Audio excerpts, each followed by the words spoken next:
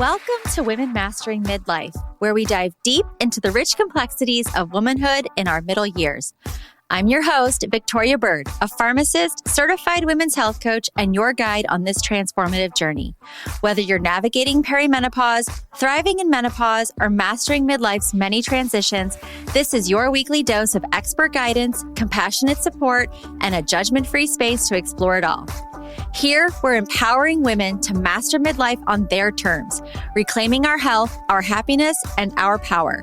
Together, we'll rewrite the narrative around this remarkable stage of life, from something to dread into a beautiful, bold transition.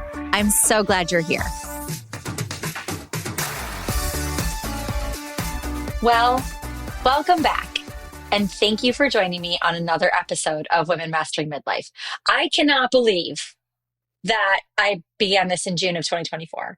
We are creeping up on the 1-year anniversary of the podcast. And I never in a million years thought that I would have enough things to say to come to you every single week with an episode. So thank you for listening.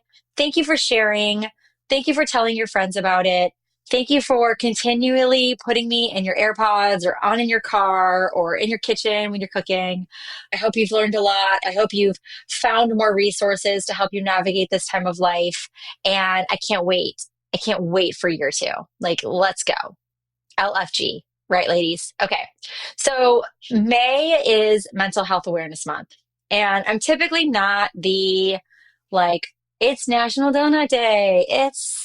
National Brush Your Teeth Day. I don't know. I don't follow those. Mother's Day, Father's Day are a bush for me half the time. So I'm not typically someone who gets into the swing of those kind of things. But I was asking my buddy, ChatGPT, what is a good topic for May that I could make episodes for the podcast on? And my little assistant, Miss ChatGPT, she was like, it's Mental Health Awareness Month. And I was like, oh, well, there you go.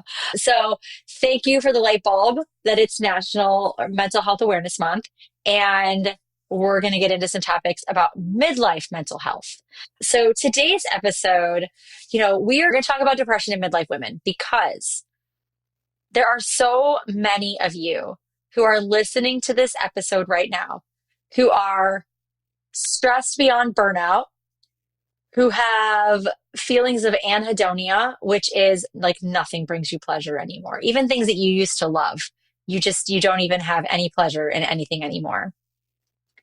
There's listlessness, weight gain, trouble sleeping, lack of libido, wondering, is this all there is? Is this what my life is going to be? Is this what the second half of my life is going to be? There's a lot of questioning that. I grew up with the stereotype of the male midlife crisis, the balding man who gets the toupee or the hair plugs, and they get the sports car, and they ditch their wife of a million years for somebody younger.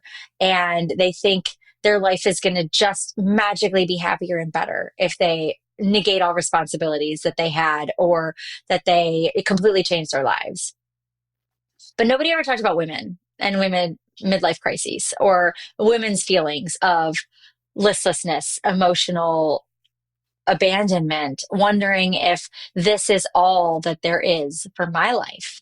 Many of us have worked and been mothers and felt very strained in having to do it all and having to be it all.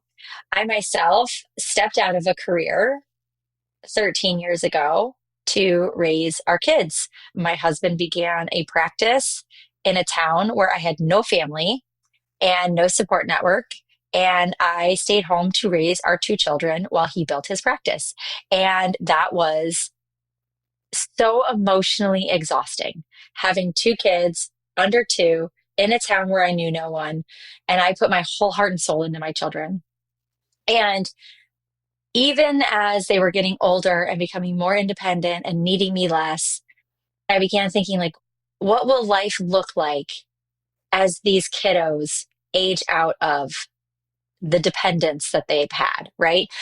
And I'm just going to speak from my experience because That's what I know. I can see other women struggling with balancing work and family, but I don't live it. So I try to put myself in someone else's shoes and I try to listen to where they're coming from to understand their stresses and their frustrations or their limits on their time. But unless you're living it, it's really hard to understand. And the same goes for the women who don't stay home. They don't have that experience of being there day in and day out. And sometimes that can be mind numbing and sometimes that can be depressing. But you know, as I began wondering, if you do it right as a parent, we spend our whole lives with these dependent beings, teaching them how to be independent so they can go off into the world on their own, right? Like that's what we do. And so we create a situation where we have worked ourselves out of a job. I mean, they'll always need us, but the day in, the day out, the driving to school, the taking to the orthodontist, the picking up when they're sick, the making the lunches, the going on the field trips, the volunteering at the school, all the things do come to an end. They move off and go to college. They might come back, but we don't know. And so we're sitting at the precipice of like, what will the next chapter of my life be? And so as I began thinking, these kids are amazing, wonderful children who are becoming more independent. They're going to need me less. What am I going to do with my life? My answer wasn't buy a sports car and totally redo my life. But my question was quiet. And my question was not something that a lot of people talk about because you have a privileged life. You have the opportunity that food is on the table and the lights are always on and the house is always warm and the kids are doing their activities. And you should just be quiet and be grateful, right? You shouldn't want anything more in your life. You shouldn't expect anything else of your life. And that becomes really hard to want to say, as a caregiver, as a mother, as somebody who is supposed to sacrifice themselves on behalf of their family. That is the social stigma, right? We give it all, we do it all for our families. It's not a stereotype of a woman to have a midlife crisis. It's not a topic of conversation. It's not another cliche, right? It's not even heard of. We don't talk about it. We don't talk about our dreams and our hopes and the things that we put aside to prioritize our families.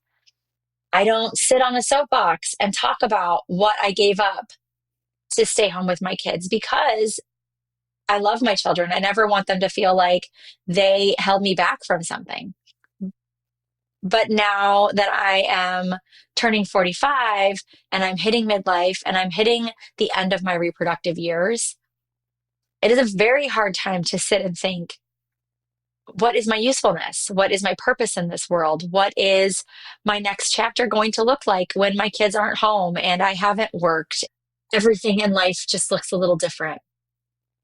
And so I feel like I'm not the only one out there who is experiencing that, who is sitting there wondering, what can I do? What can I do to fill my time? What can I do to fill my soul? Maybe your relationship is ending. Maybe your relationship looks different than it did 30 years ago or 20 years ago when you got married. And there's this parallel living that's going on. I know a lot of people who are living parallel lives with their spouse.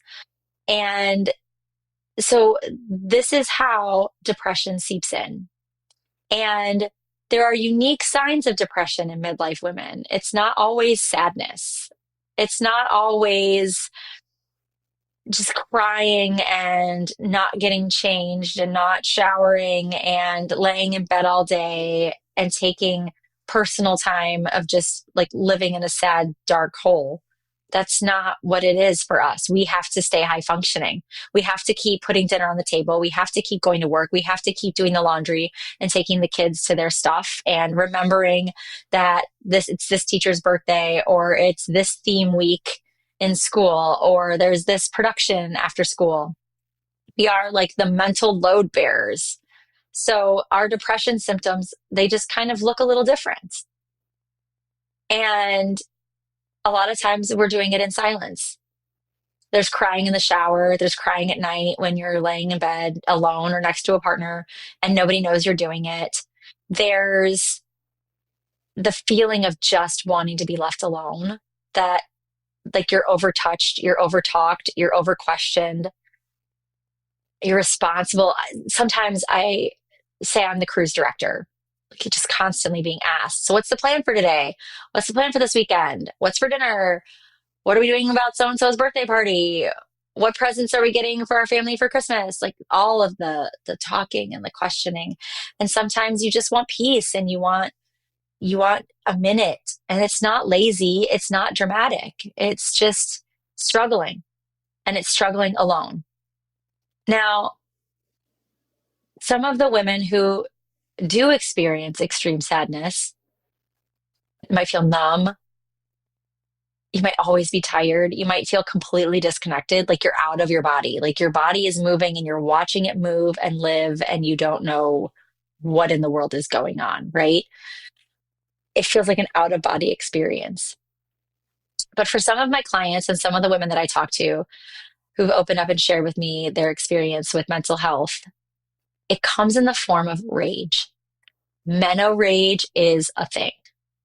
There's bursts of anger. There's yelling and just like over the smallest thing, just completely blowing a fuse. And you don't know where it comes from. And then there's just this extreme guilt that comes after it. Like, that wasn't me. Why did I do this? I just yelled at my kid. I just yelled at my spouse. I just yelled at work. Like, I'm not holding it together anymore. The brain fog makes you feel like you're losing your mind. You're not motivated to do anything. Or you have this 3 a.m., wake up in the middle of the night wide awake, riddled with anxiety, riddled with senses of doom, feeling like you don't know what the rest of your life is going to look like. And you're just in this spiral all by yourself, listing and thinking and overthinking. These are all how depression often shows up. It's the anxiety, it's the fatigue, it's the brain fog, it's the numbness, it's the low motivation, and then it's the self-blame, because we always go to internalizing that this is us. So the Menopause Society says that 20% of women experience newfound depression during perimenopause. I think it's actually higher. I mean, a lot of women don't talk about their mental health. They don't talk about symptoms they're experiencing, or they don't know they're in perimenopause. So they just kind of brush it off and ignore it. They keep going like another cog in the wheel. Like, that's just how they do it.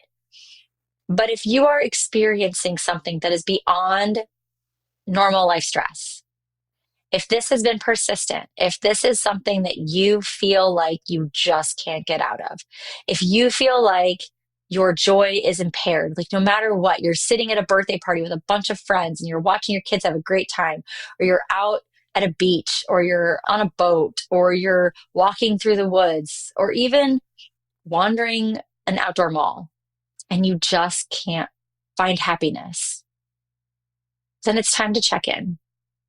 It's time to say, I need help. I can't do this by myself.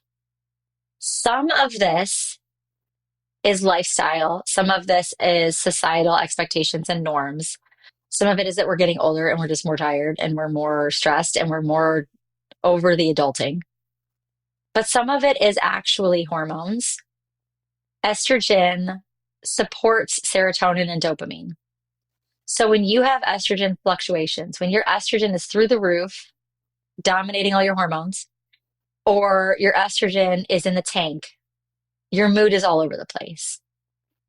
And if your estrogen is in the tank and it's not supporting serotonin production, it's not helping with dopamine production, then you're chemically at a loss, regardless of whether or not you can do anything about it, because your ovaries are dictating your estrogen.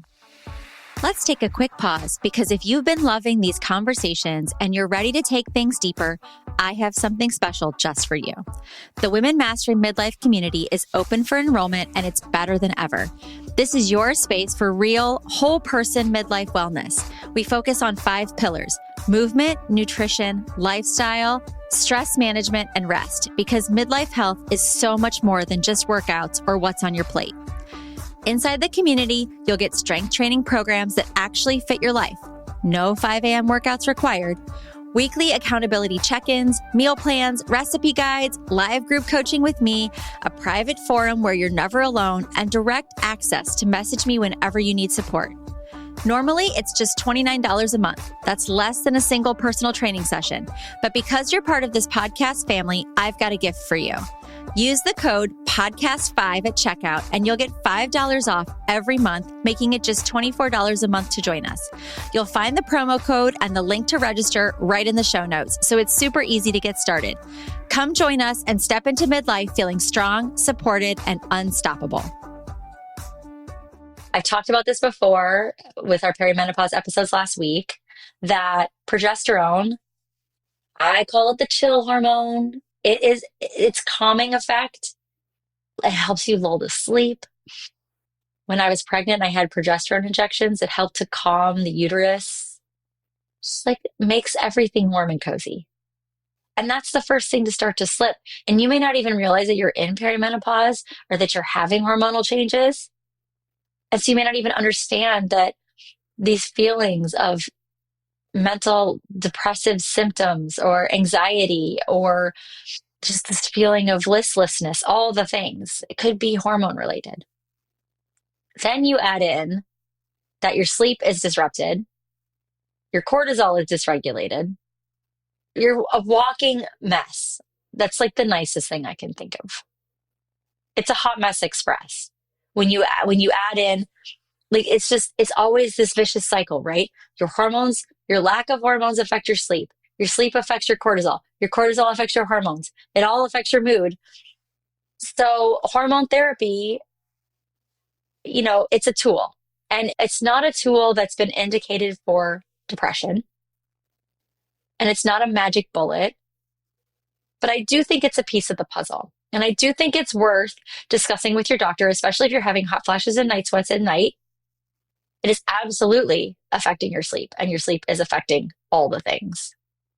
There is research from 2019 that shows that estrogen does have a role in mood regulation. And if estrogen has a role in mood regulation and you're not getting estrogen from your body, then supplementing estrogen would be beneficial. Unfortunately, our guidelines do not indicate estrogen for that, but chicken and egg. So I talked a little bit about why I feel like midlife depression is often ignored and missed. But I haven't talked about some of the things that just really get my goat about midlife. One, we are caregiving. We're not just caregiving for our teenagers and our spouses and our small kids, because some of us, if you're still ovulating, you can still be having a baby at 45. Yay. So we're still playing the caregiver for our children and our houses and our families. But then you tack on that we're this sandwich generation where we're also taking care of our parents. So you have caregiving responsibilities for ailing parents and aging parents. And then you have caregiving for your immediate family. And you just have to push through. And you just have to normalize being tired. And you make the joke of, I'll sleep when I'm dead. Why are we existing like this? Why is this okay? Then you have the medical gaslighting. Don't even get me started. If I had one more person saying it's just part of getting old, or maybe you need a hobby, or try some breath work, go to therapy. Well, yes, going to therapy would help a lot. But don't brush me off. If I'm coming into your office and I'm telling you that there is something wrong and I can't live like this anymore, how do you just get to say, get a hobby? Just because I'm a stay-at-home mom doesn't mean my days aren't busy and full. And maybe I do know things that make me light up inside. This podcast, it's a beautiful example. It doesn't mean that I am not completely frayed at both ends. I know women who pickleball, or they hike, or they kayak, or they go to their weekly Zumba class, and it still isn't enough. Stop brushing us off when we come in to see you, because women don't go to the doctor.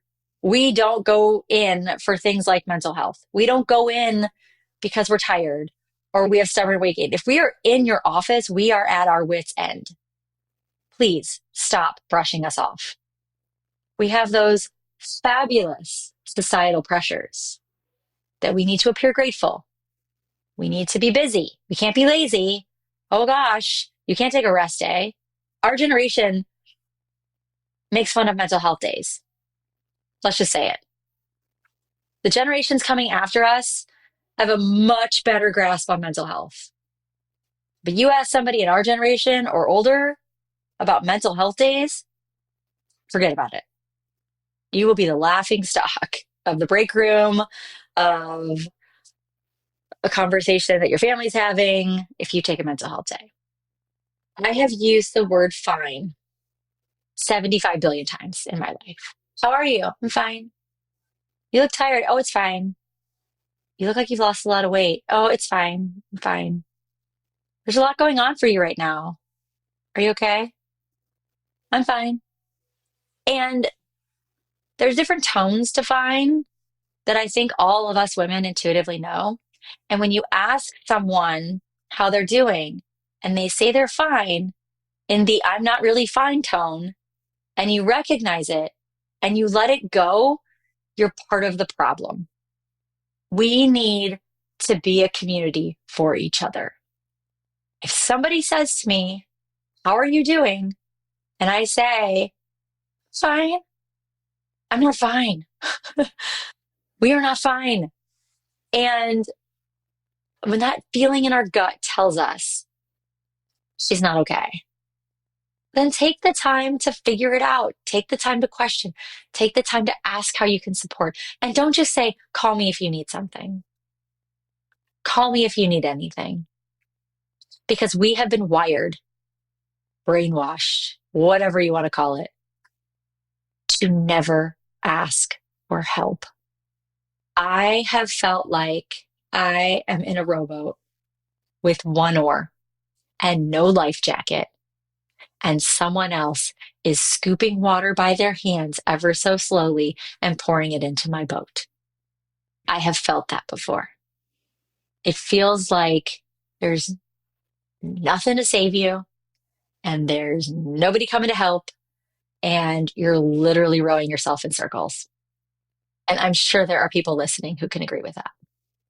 And I feel like I put life jackets on every single person in my boat, and there wasn't one left for me. So let's normalize saying we aren't okay. Let's normalize saying it's not a great day. And let's not make people uncomfortable when they tell you it's not a great day or they're not fine. Because a lot of times you'll say something to somebody like, oh, hey, how you doing? And they say, it's actually been a really bad day. And then it's almost like, wait, whoa. You were supposed to tell me you're fine. I don't really want to listen to your litany of problems, or I don't really want to help you, or I don't have time for this, or I've got my own stuff. Sometimes I wish people would just stop asking if they really don't want to know. So let's normalize allowing people to say that they don't feel great. And let's normalize giving people the room and the space to ask for help and then providing it when they need it. So aside from community and support and saying, like, please don't heal in isolation. Don't try to figure this out yourself. I mean, yes, there are books and there are audiobooks and there's meditations, but it can feel like it's just too much sometimes. And that's when you need more than just taking it on by yourself. Therapy is so underrated and it is stigmatized and people don't want to spend the money. A lot of therapists are covered under insurance. CBT, cognitive behavioral therapy, can be so helpful. Trauma-informed support can be so helpful. Having someone recognize what you're going through or what you've experienced and helping you acknowledge and affirm what you've experienced. It's like you've been living under a sheet and somebody turns a flashlight on. Now, of course, an episode wouldn't be an episode if I didn't say that getting and hiring a coach like me or somebody else to help you navigate finding tools and resources for stress management techniques, for sleep hygiene, nutrition plays a big role, moving your body plays a big role. Having that support can make a huge difference. It does not replace a therapist. And if you are in need of therapy, if you are in a severe depression where medication may be required and you need a psychiatrist or a medical doctor to prescribe medications for you, that is well beyond the scope of a health coach or a menopause coach or a life coach. And any good coach in good conscience would tell you this is beyond the scope of how I can help you, and we need to find somebody to help us help you. But that's when they can step in and say, let's find you some referrals. Let's find you some resources. I'm going to keep on you until you make a therapy appointment. You can talk to a qualified menopause specialist about HRT or MHT, whatever you want to call it these days, hormones, menopause hormone therapy. There's also medications that are available. And yes, there's a lot of stigma around women taking SSRIs and, oh, the Prozac moms. Can we just stop with the stigma? Can we stop making people feel bad that they want support and they need something to chemically help their bodies readjust and get better? Low dose SSRIs and SNRIs and other medications can make a big difference, temporary or long term. And if it's something that you're on for a few months and you can step away from it and use it as a tool, bravo. If it is something that you need to take every day, long term, do what you have to do to live your best life and be here as long as possible. I'm going to look something up for a second. So I just looked up suicide rates in midlife women. Women are more likely than men to attempt suicide. Men use more deadlier methods, but women are more likely to attempt suicide. And suicide is most common in women ages 35 to 64, peaking in women aged 45 to 54. That is right smack dab in the middle of midlife. You can't tell me that women don't need help. So to wrap it up, I want to remind you that you are not broken. You are not weak for feeling this way, and you are not alone.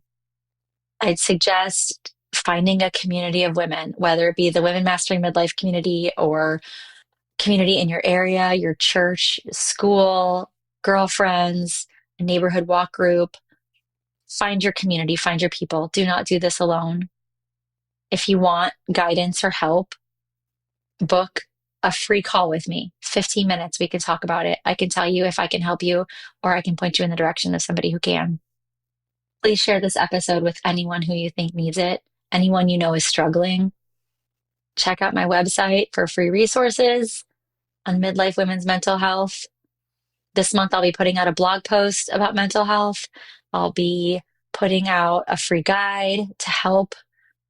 I'll put a few guides in there. Why not? Some breath work techniques, some mindset shifting, stress management, whatever I can find. I'll throw it up in my website under the freebie section. So be sure to check that out. It's more common than you think. We need to normalize it way more than we do. So let's get into it this month, ladies. Okay? Thank you for listening. Thank you for listening to this episode of Women Mastering Midlife. If something you heard today resonated, I'd be so grateful if you'd share it with a friend who might need a little extra support on her midlife journey. Remember, small changes can make a big difference, and you don't have to navigate this transition alone. We will be back next week with more expert guidance and compassionate conversations to help empower you to master midlife on your terms. Until then, you can find us on Instagram at Women Mastering Midlife, or come connect with me directly at Miss Victoria Bird.